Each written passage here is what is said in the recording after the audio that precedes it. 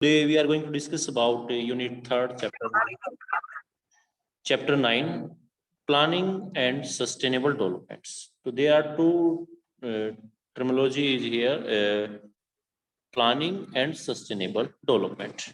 तो सबसे पहले बात करेंगे प्लानिंग की। प्लानिंग क्या होती है? जैसे जब भी आपका कोई एग्जाम आता है तो उस एग्जाम को देखते हुए आप एक टाइम सेट करते हैं, एक प्लानिंग बनाते हैं, या कभी बाहर घूमने जाना जाते हैं तो तब भी एक प्लानिंग बनाते हैं। तो ठीक ऐसे ही कोई भी एक कंट्री होता है वो भी एक अपनी प्लानिंग बनाता है, उसमें जो रिसोर्स होते हैं वो रिसोर्स की अवेलेबिलिटी कहाँ तक, क्योंकि लास्ट लेक्चर में हम रिसोर्स पढ़े थे तो आपने देखा था किस रीजन में रिसोर्स होते हैं, उसी रिसोर्स की अवेलेबिलिटी कहाँ तक किस तक पहुंचेगी वो एक प्लानिंग के तहत होता है। ठीक है, और उस प्लानिंग के तहत जब बात करते हैं तो इंडिया में प्लानिंग किस तरीके से की जाती है कि रिसोर्स का जो डिस्ट्रीब्यूशन है कैसे होगा। तो जैसे आप कभी प्लानिंग करते हैं पिकनिक की तो कहाँ जाना होता है आपको, को क्या लंच लेना होगा, क्या ब्रेकफास्ट, किस लोकेशन पे जाएंगे, कितने टाइम तक वहाँ ठहरेंगे और रिटर्न जो टाइम है आपका वो क्या रहेगा। तो ठीक है, ऐसे प्लानिंग के तहत अगर कोई काम करते हैं तो उस टाइम पे कंप्लीट हो जाता है अच्छे से। तो यहाँ पर बात करते हैं planning. The word planning is not new to you as it is a part of everyday usage. You must have used it with reference to preparation for your examination or visit to a hill station. It involves the process, thinking, formulation of a scheme or program, and implementation of a set of action to achieve some goal. Though it is a very broad term in the chapter, it has been used with reference to process of economic development. It is thus different from traditional hit and miss method by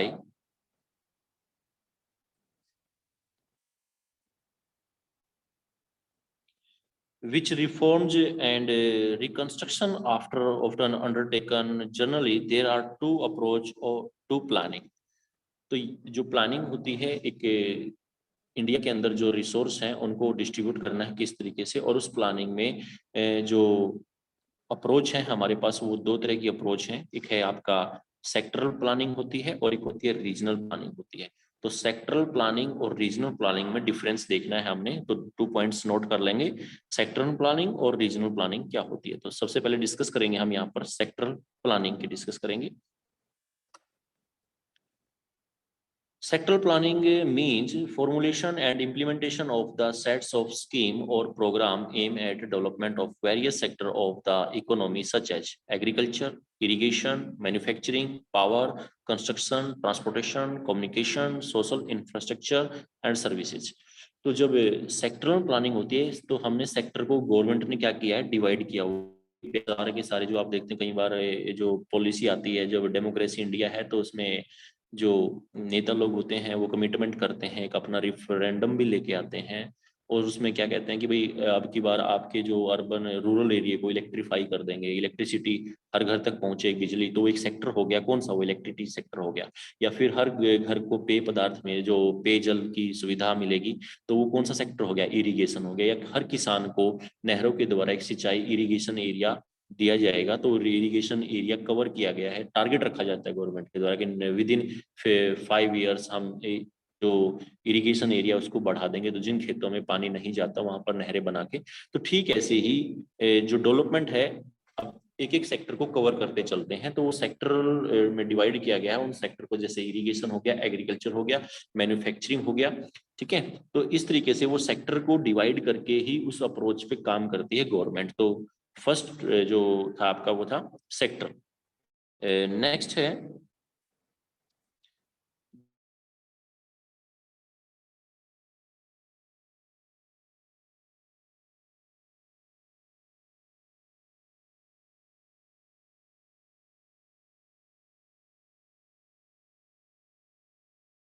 development. Developed कहते हैं कुछ country developing होते हैं, तो India एक example है developing country का। कुछ अनडेवलप्ड कंट्री होते हैं। तो डेवलपमेंट वर्ड को भी क्लियर करेंगे, डेवलपमेंट होता है क्या। तो पहले यहाँ देख लेते हैं डेवलपमेंट होता है क्या, जिसको आप विकास कहते हैं। आपने देखा होगा जब भी डेमोक्रेसी में नेता लोग आते हैं कहते हैं विकास का जो मुद्दा है उसी को आगे लेके चलेंगे। तो ये विकास होता क्या है, डेवलपमेंट क्या होता है। डेवलपमेंट को समझेंगे, जो आपकी एंटाइटलमेंट इंक्रीज होती है, जो आपका लाइफ स्टैंडर्ड होता है, अगर वो बढ़ रहा है कि नहीं बढ़ा, उसमें अपग्रेडेशन हो रही है तो हम कहेंगे डेवलपमेंट हो रहा है। जैसे आप जिस जगह पे रहते हैं वहां पर इलेक्ट्रिसिटी की जो है ना अवेलेबिलिटी, आपके यहाँ पर 8 आवर्स या 10 आवर्स से ही इलेक्ट्रिसिटी अवेलेबिलिटी थी, तो आपकी 24 घंटे में से 10 घंटे ही बिजली पहुंचती है। लेकिन गवर्नमेंट वहां पर इलेक्ट्रिसिटी की जो है ना हावर्स इंक्रीज कर दे, और अभी कह रहे हैं कि भाई गांव को हमने क्या कर दिया, टोटली इलेक्ट्रीफाई कर दिया है और 24 आवर्स इलेक्ट्रिसिटी हम उसको दे रहे हैं। तो ये सेक्टर कौन सा हो गया, इलेक्ट्रिक सेक्टर हो गया। तो इसमें अब आपके गांव में बिजली 24 घंटे देखने को मिलती है, तो ये हम क्या कहेंगे कि डेवलपमेंट हो गया है, ठीक है ना। तो जिस गांव में अभी तक लाइट भी नहीं जा रही है, तो वो क्या कहते हैं यार, डेवलपमेंट के मामले में क्या है, बहुत पीछे है। अब आपके मान लो आपका विलेज है, तो आपका विलेज सिटी से जब कनेक्टिविटी है, तो सिटी से कनेक्टिविटी अगर वहां से बाई रोड है, अगर उस रोड को ब्रॉड कर दिया जाए और अच्छा बना दिया जाए, तो आपकी कनेक्टिविटी जहां आपको 15 मिनट्स लगते थे उस गांव से उस शहर तक आने में, अब आपको वहां पर 5 मिनट्स लगने लग गए। तो आपकी जो है ना अप्रोच यहाँ तक चली गई, तो वो क्या हो गया, एक प्रकार से ऐड हो गया आपका। तो इसको बोलते हैं हम डेवलपमेंट। तो इस टाइप्स की अचीवमेंट होना, जैसे अभी कोई बीमारी आ जाती है तो वही कहते हैं कि भाई गांव से जो है ना हॉस्पिटल काफी दूर है, या जो हॉस्पिटल की अवेलेबिलिटी है ना वो मेट्रो सिटी दिल्ली में देखने को मिलती है, और दिल्ली काफी दूर पड़ जाता है। तो कई बार आप कहते हैं कि भाई पेशेंट की डेथ हो गई ड्यू टू ट्रांसपोर्टेशन की जो वजह से।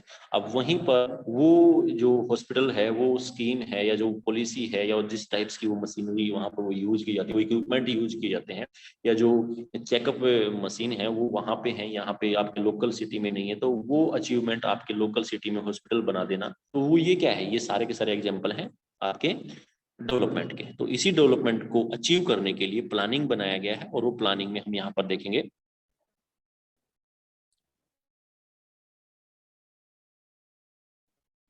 There is no uniform economy development pattern. Some area are more developed, some lag behind. कुछ ज्यादा डेवलपमेंट हो जाते हैं और कुछ में डेवलपमेंट कम रह जाती है।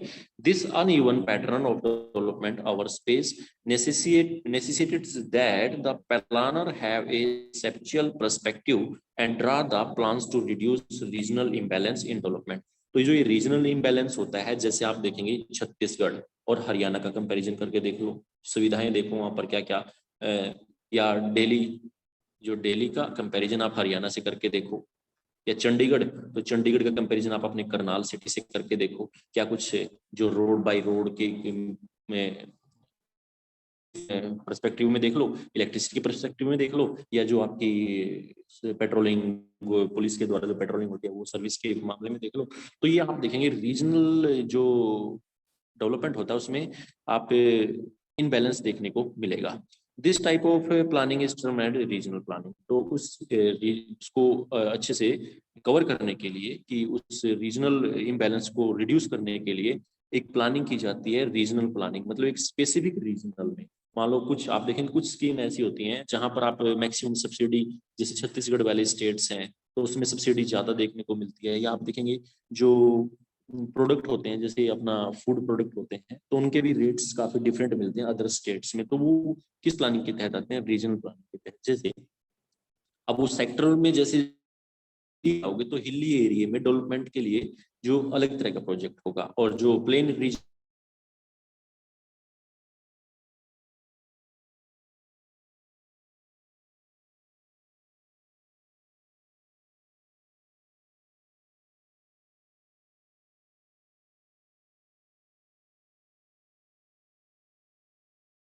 which have remained economically backward. As you know, the economic development of a region depends upon its resource base. तो जैसे अब कोयले की बात करते हैं, लास्ट लेक्चर जो था हमारा या क्लास थी उसमें हमने मिनरल्स की जब हम स्टडी कर रहे थे, तो मैक्सिमम मिनरल्स आपको बिहार झारखंड में देखने को मिल रहे हैं। अब वहां से कोयले की अवेलेबिलिटी को हमने लेके ट्रांसपोर्ट के थ्रू उसको हम लेके आए, हमने दिल्ली लेके आए। दिल्ली में हमने क्या किया, पावर प्लांट लगाए, जो थर्मल पावर प्लांट लगाए, और वहां से इलेक्ट्रिसिटी जनरेट करके दिल्ली को दे दिया। तो दिल्ली को इलेक्ट्रिसिटी जनरेट होकर मिल रही है। रिसोर्स कहाँ से आया है, रिसोर्स आया है झारखंड से, बिहार से, ठीक है ना। तो यही है आपका डेवलपमेंट। अगर वो रीजनल लेवल पे देखा जाए तो थर्मल पावर प्लांट कहाँ लगना था, बिहार के अंदर ही लगना था। इलेक्ट्रिसिटी किसको मिलती, बिहार को, तो दिल्ली को इलेक्ट्रिसिटी नहीं मिलती। ठीक ऐसे हिली एरिया में जब जाओगे हिमाचल प्रदेश में, जैसे भाखड़ा नांगल डैम है, जो आपकी सतलुज रिवर है उस पर बनाया गया। तो वहां से इलेक्ट्रिसिटी जनरेट होने के बाद कहाँ हरियाणा को इलेक्ट्रिसिटी जनरेट मिल रही है। तो डैम कहाँ है, हिमाचल प्रदेश पंजाब में है, और इलेक्ट्रिसिटी किसको मिल रही है, हरियाणा को। ठीक है, a regional depends upon its but sometimes resource rich region also sometimes resource जो जिनके पास रिसोर्स मैक्सिमम होते हैं ब्लैकनेस हो जाती है, जैसे छत्तीसगढ़। अब छत्तीसगढ़ में आप देखोगे अब रिसोर्स तो अवेलेबिलिटी मैक्सिमम है, लेकिन वहां पर डेवलपमेंट बहुत कम हुआ है। Economic development requires technology. तो इकोनॉमिक डेवलपमेंट क्या होता है, टेक्नोलॉजी की रिक्वायरमेंट होती है, as well as investment besides resource. तो यहाँ पर एक टेक्नोलॉजी होना जरूरी है और एक इन्वेस्टमेंट, मतलब पैसा भी होना जरूरी है और टेक्नोलॉजी भी होना जरूरी है। जैसे मेट्रो ट्रेन आपकी लोकल सिटी में नहीं है लेकिन दिल्ली में है। तो दिल्ली में क्यों है, क्योंकि वहां पर उसको क्या हो गया, इन्वेस्टमेंट लगाने के लिए, जैसे जापान ने पैसा दिया इंडिया को मेट्रो ट्रेन देने के लिए। तो वो एक इन्वेस्टमेंट भी होना जरूरी है, पैसा भी होना जरूरी है, और टेक्नोलॉजी फिर बाहर से फॉरेन टेक्नोलॉजी लेके आए हम। तो वो फॉरेन टेक्नोलॉजी इन्वेस्टमेंट ये दोनों होना जरूरी है।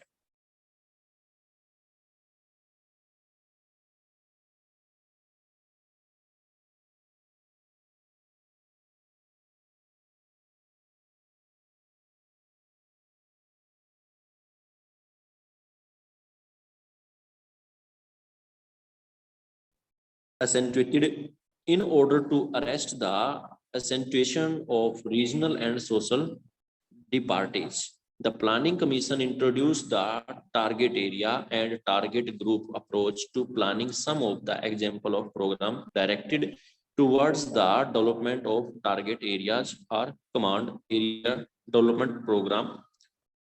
तो यहाँ पर जैसे क्लास के अंदर कोई बच्चा वीक होता है या जिसको मान लो जिसकी राइटिंग अच्छी नहीं होती, तो उसमें एक टारगेट, टीचर क्या करता है उसको टारगेट करके देखता है कि भाई इस बच्चे की जो है ना राइटिंग बहुत अच्छी नहीं है, तो उसको एक एक्स्ट्रा होमवर्क दिया जाता है कि भाई तुमको घर से एक्स्ट्रा पेजेस पे राइटिंग स्किल को इम्प्रूव करने के लिए वो होता है। तो ठीक है, ऐसे ही जो वीक पॉइंट होता है उसी वीक पॉइंट को इम्प्रूवमेंट दिलाने के लिए क्या होता है, टारगेट एरिया कवर किया जाता है, कि उस एरिया को टारगेट किया जाता है, उसको सबसे पहले ये उसका जो वीक पॉइंट है उसको निकालकर अचीवमेंट उसको दिलाई जाए।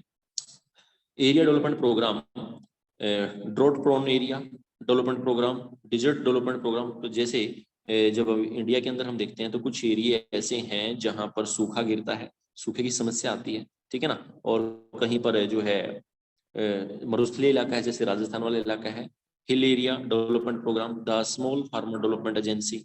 तो स्मॉल फार्मर डेवलपमेंट एजेंसी होती है, and marginal farmer development agency, which are the example of target group programme. तो ये कुछ टारगेट ग्रुप बनाए जाते हैं, कुछ ये जो फिजिकल जब स्ट्रक्चर देखते हैं इंडिया का, तो उसके हिसाब से कि किसको कैसे कवरेज पहले दिलानी है और कितनी पॉइंट टाइम में कितनी क्वांटिटी में दिलानी है। In 8th 5-year plan, special area program were designed to develop infrastructure in hill areas। जो 8th 5-year plan था हमारे पास, तो जो 5-year plan थे हमारे, वो कब से शुरुआत होती है, 1951 से लेकर और 1956 में फर्स्ट 5-year plan आता है। सेकंड 5-year plan जो आता है 1956 से लेकर 1961 तक आता है। तो ऐसे 5-year प्लान चलते हैं। तो उसमें 8th 5-year प्लान जब आया, तो 8th 5-year plan special area programme था जो डिजाइन किया गया था इंफ्रास्ट्रक्चर इन हिल एरिया। तो जो हमारे पास है जैसे हिमाचल प्रदेश है, उत्तराखंड है, तो उस हिली एरिया को टारगेट किया गया था, उसके अंदर जो है डेवलपमेंट क्रिएट करने के लिए, अचीवमेंट लेने के लिए डेवलपमेंट का, उसको कवर किया गया था। तो उसमें क्या क्या आया था, plantation, agriculture, animal husbandry, poultry, forestry and small scale and village industry को यूज किया गया था। Okay, sorry. तो यहाँ पर जो 5-8 5-year प्लान था, तो उसमें हिल एरिया डेवलपमेंट प्रोग्राम क्या कहता है, तो hill area development programme, hill area development programme were initiated during the 5th 5-year plan covering 15 district comprising all the hilly district of Uttar Pradesh, present Uttarakhand. जो उत्तर प्रदेश, जो उत्तराखंड बना है वो उत्तर प्रदेश से ही बना है, ठीक है। मिकिर हिल एंड नॉर्थ कचर hills of Assam, Darjeeling district of West Bengal, and Nilgiri district of Tamil Nadu. The National Committee on the Development of Backward Area in 1981 recommended that all the hill area in the country having height above 600 meters। तो hill area कौन सा, अब यहाँ पे एक point note करना है आपने, जो हिली एरिया किसको बोलते हैं? जो सी लेवल से 600 मीटर, 6 मीटर, जो 600 मीटर होता है ना, तो सी लेवल से 600 मीटर एल्टीट्यूड जो रीजन होता है तो क्या कवरेज में लिया जाता है। तो जब इंडिया की लोकेशन देखते हैं तो इंडिया में आप देखते हैं हिली एरिया 2 टाइप से देखने को मिलेगा। नॉर्थ में जो आपका हिमालय रीजन है, तो नॉर्थ में हिमालय रीजन है, और साउथ में भी तो आपका एल्टीट्यूड रीजन है जिसमें कुद्रेमुख है से दामोदर जो है यहाँ दामोदर वैली, और यहाँ पर जो आपका नीलगिरी की पहाड़ियां बोलते हैं जिसको नीलगिरी हिल स्टेशन है, आपका अन्नाई मुडी हिल स्टेशन है। तो इस तरीके से ये हिली एरिया को कवर करता है। Not covered under tribal sub-plan be treated as backward hill area. The detailed plan for the development of hill area were drawn keeping in view their then topographically, ecological, social, economic condition. This program aimed at harnessing the indigenous resource. Indigenous resource क्या होते हैं भाई? Indigenous resource होते हैं जो उस location पे वहीं के रिसोर्स होते हैं। जैसे इंडिजीनियस इंडिया के रिसोर्स हैं, तो कोयला जो इंडिया में एक्सप्लोर किया जाता है तो उसको इंडिजीनियस रिसोर्स बोलेंगे। या अगर हम कोई ऑयल है, तेल है, पेट्रोलियम है जिसको हम इंपोर्ट करते हैं बाहर से लेके आते हैं, उसको इंडिजीनियस नहीं बोलते हैं। इंडिजीनियस का मतलब होता है जो अपने देश के अंदर होता है। ठीक है।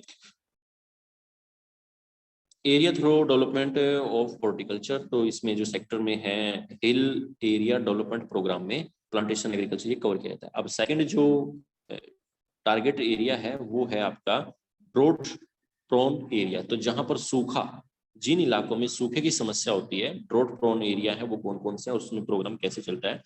This programme was initiated during the 4th 5 year plan. तो 4th 5 ईयर प्लान में जो गवर्नमेंट ने कंसिडरेशन किया कि भाई ड्रोट प्रोन एरिया को कवर किया जाए, इसको टारगेट किया गया। फिर जो 5 ईयर प्लान याद रखना है आपने कौन सा, 4th 5 ईयर प्लान क्या कहता है, ड्रोट एरिया को कवर करता है। With the objective of providing employment to the people in drought-prone area and creating productive assets, initially this program laid emphasis on the construction of labor-intensive civil works, but later on it emphasized on irrigation project, land development program, afforestation, grassland development, and creation of basic rural infrastructure such as electricity, roads, market, credit, and service. अब सोच के देखो, जिस area में ड्रोट्स reason होता है, agriculture नहीं है, तो वहां के लोगों का आमदनी का साधन क्या होगा? अब वो खाने के लिए अनाज भी नहीं होगा। तो सबसे पहले जो टारगेट आया उनको जॉब दिया जाए। तो जैसे ही वो जॉब ये, तो उनको सैलरी मिलेगी, उनके जेब में पैसा आएगा, तो उस पैसे से वो अदर स्टेट से भी क्या कर सकते हैं, उस प्रोडक्ट को खरीद सकते हैं। और उसके बाद फिर किया गया, वहां पर इरिगेशन बढ़ाया गया भाई, नहरें बना दी गई ताकि उनकी जो एग्रीकल्चर लैंड है उस लैंड को फर्टिल किया जा सके, तो वहां से कुछ ना कुछ वो उगा सके, अपने लिए खाना उस एग्रीकल्चर लैंड से पैदा कर सके। ठीक है। The National Commission on Development Backward Area reviewed the perform of this program. It has been observed that this program is largely confined to the development of agriculture and allied sectors, with major focus on restoration of ecological balance. तो ecological balance को, ecology balance क्या होता है? Ecology में होता है भाई जो आपके रीजनल एरिया में जो फॉरेस्ट होते हैं और उसके अंदर जो आपका लाइफ होती है, जिसमें प्लांट हो गया, आपका प्लांट के साथ साथ आपके एनिमल्स हो गए, बर्ड्स हो गए, तो वो एक पूरा का पूरा एक फूड चेन बनाता है। और उस फूड चेन को उसे एक हाइड्रोस्फीयर, एटमॉस्फेयर को मिला के, लिथोस्फेयर को मिला के एक बायोस्फेयर बनता है। उस बायोस्फेयर में जो लाइफ होती है उसको बोलते हैं इकोलॉजी। तो इकोलॉजिक सिस्टम होता है वहां पे।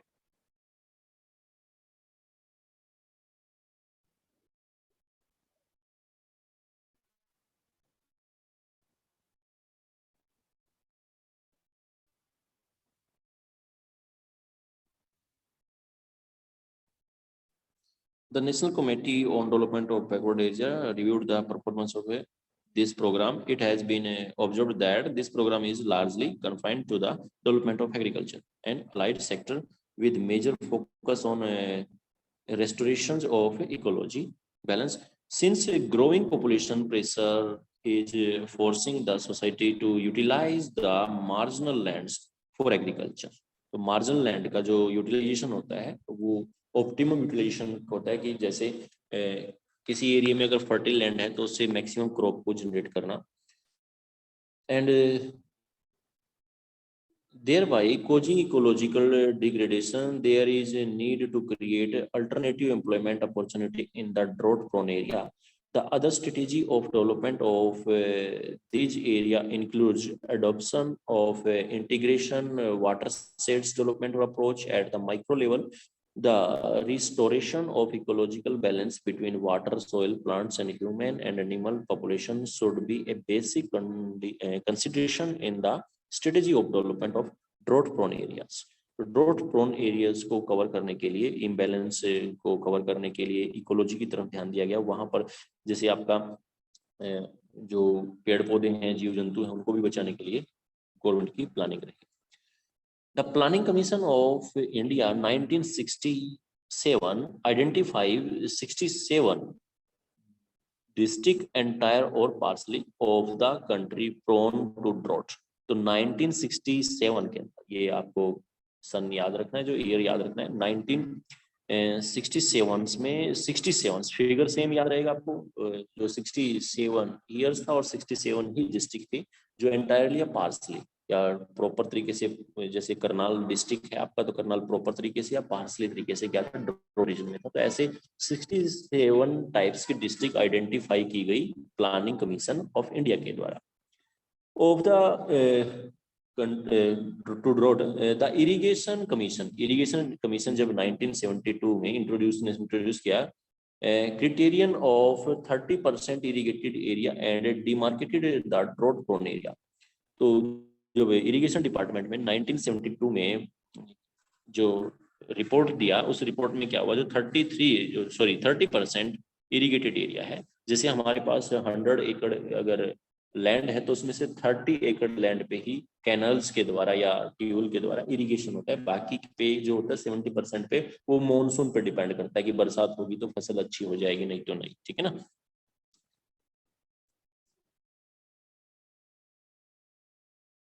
इन India spread over semi arid and arid tract of Rajasthan. तो ये जो एरिया कवर किया गया, राजस्थान, गुजरात, वेस्टर्न मध्य प्रदेश, महाराष्ट्र, ये Marathwada region of Maharashtra, Rayalaseema and Telangana, Andhra Pradesh, Karnataka plateau and highlands and interior part of Tamil Nadu, the drought prone area of Punjab, Haryana and north Rajasthan are largely protected due to the spread of irrigation in this region. तो ये जो area थी, location थी जहां पर drought prone area programme चलाया गया government के द्वारा, तो उसको ड्रॉट से निकालने के लिए इरिगेशन को बढ़ावा दिया गया।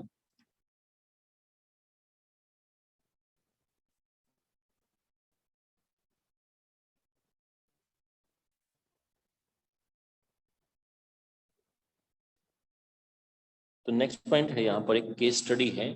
केस स्टडी जो है integrated tribal development project in Bharmour region है। तो बारमोर जो रीजन है उसमें केस स्टडी किया गया है। Bharmour tribals area comprises Bharmour and Holi जो है तहसील ऑफ हिमाचल प्रदेश। तो हिमाचल प्रदेश की चंबा डिस्ट्रिक्ट है और उसमें जो जगह है वो है बारमोर। तो बारमोर जगह पे it is A notified tribal area since 21 नवंबर 1975 से इसको ट्राइबल एरिया के तौर पे जाना जाता है।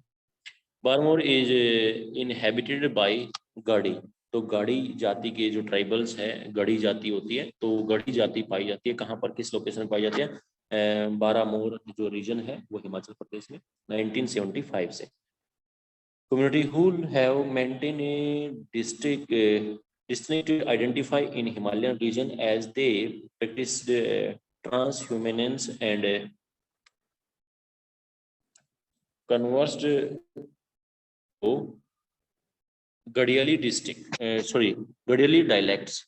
Barmor tribal region has harsh climate condition, low resource base and fragile environment. These factors have influenced the society and economy of the region. According to the 2011 census, the total population of Barmore subdivision was 39,100.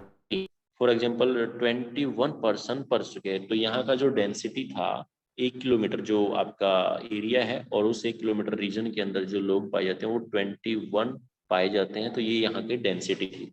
ठीक,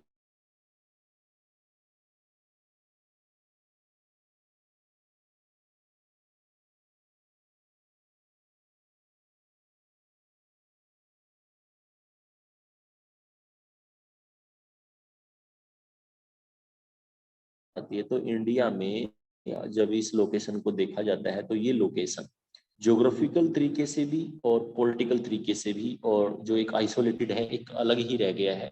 जैसे class में कोई बच्चा होता है, अब वो उसको अगर उसका कोई दोस्त ना हो, वो उस क्लास के अंदर प्रॉपर तरीके से पढ़ और अच्छे तरीके से वो अपना होमवर्क भी नहीं कर पाता है। कई बार जब वो अपसेंट होता है, उसके अपसेंट में वो होमवर्क लेने के लिए जो बच्चे की हेल्प भी नहीं ले पाता है, तो इस तरीके से वो आइसोलेटेड होता चला जाता है। तो एक वो क्लासरूम के अंदर जो एक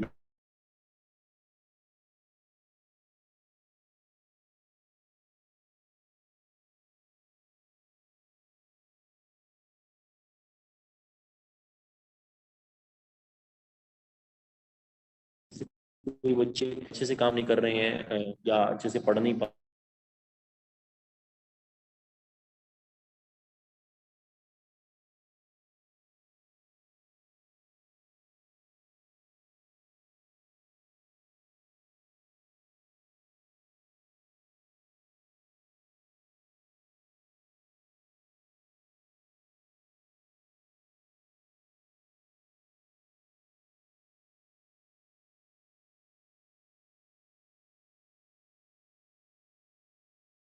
आपके पास जो प्रॉपर्टी है, आपके पास जो जॉब है, आपकी जो फैमिली का स्टैंडर्ड है वो हाई कैसे है और वो दूसरी फैमिली वो लो कैसे है, तो कहीं ना कहीं इक्वल डिस्ट्रीब्यूशन होना चाहिए। तो इक्वल डिस्ट्रीब्यूशन होने का कारण क्या है, तो ये अलग अलग तरीके से हम रीजन में जाएंगे तो वहां से देखेंगे तो रीजनल जो पर्सपेक्टिव रखा गया गवर्नमेंट के द्वारा, वो यही कारण है उसको आगे बढ़ाने का। ठीक है।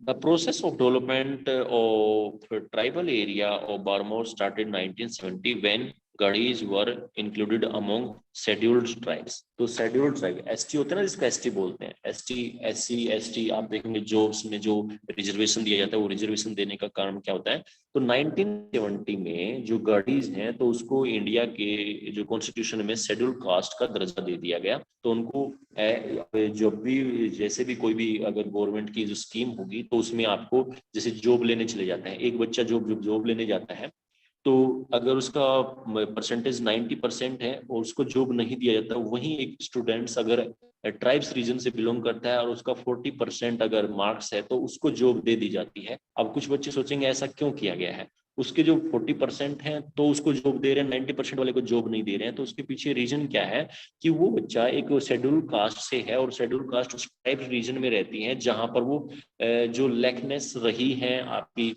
जो हमारी बेसिक नीड्स हैं उनसे वो अवॉइड रहा है। अगर इसको अच्छे से इलेक्ट्रिसिटी मिली होती, इसके घर पे जो है ना अच्छे से एनवायरनमेंट होता, स्कूल अच्छा होता, तो ये भी शायद हो सकता है अच्छे परसेंटेज लेके आ सकता था। तो हम इसको जब आगे बढ़ा के आएंगे तो ये इससे जुड़े हुए जो फैमिली है, जिस एरिया से रीजन से बिलोंग करता है, तो उस रीजन में रहने वाले दूसरे स्टूडेंट्स या बच्चे क्या सोचेंगे, भाई इस बच्चे को जॉब मिल गई है और इसको पैसे मिल गए और इसका स्टैंडर्ड क्या हो चुका है, हाई हो चुका है। अब ये बच्चा अगर इसके कंपैरिजन करेगा तो कहेगा भी 90% आने में तो बहुत टाइम लगेगा भी मेरे को पढ़ने में सीखने में, तो वो बच्चे सोचते हैं जब थोड़ा बहुत पढ़ ले, जितना भी पढ़ेगा तो कम से कम परसेंटेज भी आएंगे तेरे को, तो कहीं ना कहीं तेरे को एक जो है ना जैक लगेगा और उस जैक की वजह से तेरे को जॉब मिल जाएगी। तो ये कारण है रिजर्वेशन देने का। तो यहाँ तक आपको पॉइंट क्लियर हो चुके होंगे। आज हमने जो अपने इस लेक्चर में डिस्कस किया है, हमारा चैप्टर यूनिट जो थर्ड था, और यूनिट थर्ड में चैप्टर 9 था, और उस 9 में हम पढ़ रहे थे प्लानिंग सस्टेनेबल डेवलपमेंट। तो सस्टेनेबल डेवलपमेंट का भी टर्म रहता है, प्लानिंग का हम पढ़ चुके हैं। प्लानिंग के बारे में मैंने बताया था आपको, प्लानिंग क्या होती है, कोई भी काम जब हम करते हैं उसको एक टारगेट टाइम के अंदर अचीव करना ही हमारा प्लानिंग कहलाता है। और इंडिया के कॉन्टेक्स्ट में जब प्लानिंग की बात आती है तो इंडिया के कॉन्टेक्स्ट में प्लानिंग जो आता है, इंडिया ने 5 ईयर प्लान अडॉप्ट किए हैं। तो 5 ईयर प्लान जो अडॉप्ट किए हैं, तो 5 ईयर प्लान की स्टार्टिंग जो हुई है 1951 से शुरुआत हुई है। ठीक है। तो 1950 में योजना जो आयोग है वो बना दिया गया था, प्लानिंग कमीशन एस्टेब्लिश कर दिया गया था 15 मार्च 1950 को। और उसके बाद फिर 2015 में 2015 में उस योजना आयोग को जो है ये हटा दिया जाता है, उसकी जगह नीति आयोग आता है। तो नीति आयोग क्या होता है, ये नेक्स्ट क्लास में आपसे डिस्कस करेंगे, व्हाट इज नीति आयोग और why to need to formation of NITI Aayog in place of planning.